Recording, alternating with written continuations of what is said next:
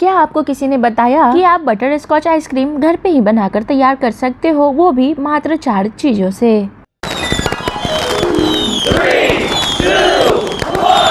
Hello everyone, welcome back to Zaika by Kajal. आज हम बनाएंगे बटर स्कॉच आइसक्रीम जो देगा आपको सेम मार्केट वाली क्रीमी टेस्ट और क्रंची बाइट। तो चलो बिना देर किए रेसिपी शुरू करते हैं और देखते हैं कि हमें बटर स्कॉच आइसक्रीम बनाने के लिए किन किन चीजों की जरूरत लगेगी। सो बटर स्कॉच आइसक्रीम बनाने के लिए सबसे पहले हमें चाहिए फुल क्रीम मिल्क, चीनी, और चूंकि हम बटर स्कॉच आइसक्रीम बना रहे हैं तो हमें चाहिए butterscotch flavour custard powder. अब कुछ नट्स चाहिए हमें वो क्रंची बाइट्स के लिए। बस इन 4 चीजों से ही आज हम बनाएंगे बटर स्कॉच आइसक्रीम। के साथ ही मैंने यहाँ बटर स्कॉच एसेंस भी लिया है जो कि फुल्ली ऑप्शनल है। सारी सामान हमने इकट्ठा कर ली है, तो अब हम कुछ तैयारियां कर लेते हैं आइसक्रीम के लिए। तो यहाँ मैंने सबसे पहले नट्स को इस तरीके से छोटे छोटे टुकड़ों में कट कर लिया है। ये देखिए इस तरीके से, बहुत ज्यादा छोटा भी हमें नहीं करना है, ना होना चाहिए कि जब भी आप बाइट लो तो इसका क्रंच आए। चलो नट्स को रख दिया साइड में और अब 2 चम्मच कस्टर्ड पाउडर में रूम टेम्परेचर पे रखे पानी या मिल्क डालकर इसका लम्स फ्री घोल बनाकर तैयार कर लेंगे।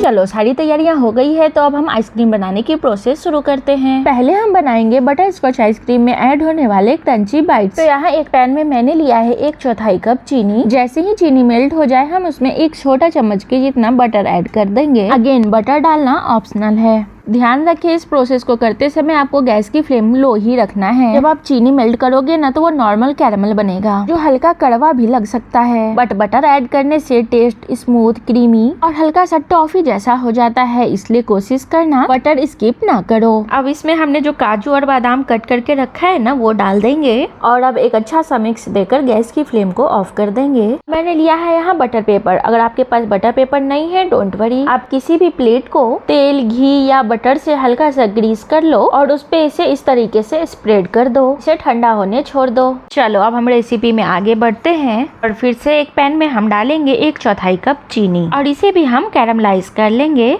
जब चीनी मेल्ट होके गोल्डन होती है ना तब उसमें बहुत बढ़िया टेस्ट आता है, कैसा फ्लेवर जो आइसक्रीम को बटर स्कॉच फील देता है। चीनी को हम यहाँ लो मीडियम फ्लेम पे ही मेल्ट करेंगे और जैसे ही हल्का सा ब्राउन कलर आए हम उसमें मिल्क ऐड कर देंगे। यहाँ मैंने 2 cup means ½ litre full cream milk लिया है। मिल्क डालते ही इसे आपने कंटिन्यू चलाना है, मिक्स करना है ताकि कैरमलाइज शुगर अच्छे से मिल्क में घुल जाए। स्टार्टिंग में आपको लग सकता है कि चीनी बहुत हार्ड हो गई है, मिक्स नहीं हो रही है, बट आप उसे मिक्स करते रहें, कुछ ही सेकंड्स में चीनी अच्छे से मिल्क में घुल जाएगी। बॉईल आ गया है मिल्क में, तो अब हम गैस की फ्लेम को लो करके 10-15 मिनट तक मिल्क को कुक होने देंगे। जब मिल्क थोड़ी रिड्यूस हो जाए तो इसमें हमने जो कस्टर्ड का मिक्स बनाकर तैयार किया था ना वो डाल देंगे। आज हम इस रेसिपी में कोई भी क्रीम, आर्टिफिशियल कलर्स वगैरह नहीं यूज कर रहे हैं। सो जैसे ही आप कस्टर्ड पाउडर मिल्क में ऐड करोगे ना तो इसमें एक सुंदर सा कलर और क्रीमी टेक्सचर ऐड हो जाएगा। और हमने तो इस रेसिपी में बटर स्कॉच फ्लेवर के कस्टर्ड पाउडर का यूज किया है। यही हमारी आइसक्रीम को बटर स्कॉच का फ्लेवर देगा। अभी इस पॉइंट पे ना इससे मार्केट वाली आइसक्रीम वाली मीठी सी अरोमा आ रही है जो इस कस्टर्ड पाउडर का ही कमाल है।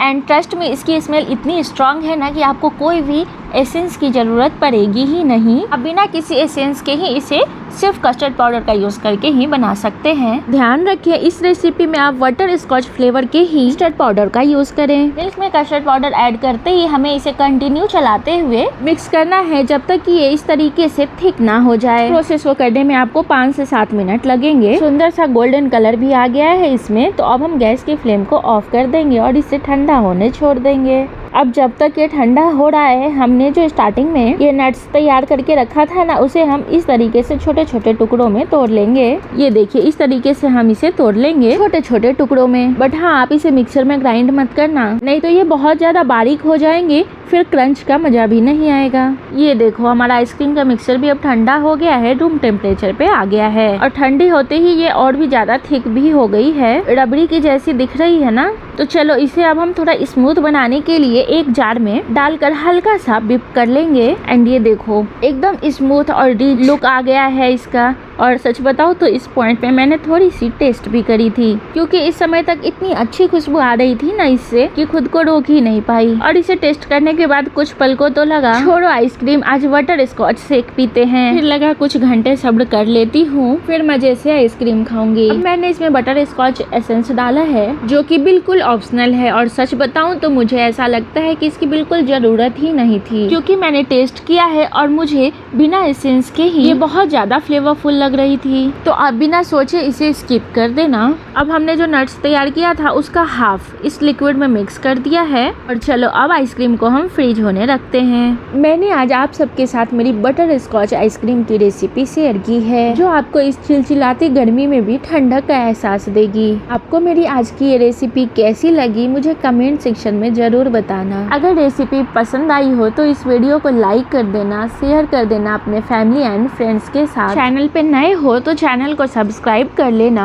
अगर फेसबुक पे देख रहे हो तो फॉलो करना मत भूलना। मैं भी पूरी कोशिश करूंगी आप सबके लिए हर दिन कोई नई रेसिपी लेकर आऊं। And now back to recipe. Ice cream को हमें मिनिमम 5 से 6 घंटे या ओवरनाइट के लिए फ्रीजर में डालना है, तभी ये अच्छे से सेट होगी। दिख रहा है ना कितना यमी, कलर भी एकदम परफेक्ट आया है। आई नो इस रेसिपी को देखने के बाद इस चिलचिलाती गर्मी में आपका भी मन आइसक्रीम खाने का हो रहा, तो इस समर डिच करो मार्केट वाली आइसक्रीम और मेरी इस रेसिपी से घर पे ही बटर स्कॉच आइसक्रीम बनाकर तैयार करो। आपको जरूर बहुत पसंद आएगी, और हाँ ट्राई करने के बाद मुझे कमेंट में जरूर बताना। सच में बहुत स्मूथ और क्रीमी बनेगी ये। चलो अब मैं तो चली अपनी आइसक्रीम इंजॉय करने। जल्द मिलूंगी आपसे एक नई रेसिपी के साथ, तब तक के लिए बाय, थैंक यू।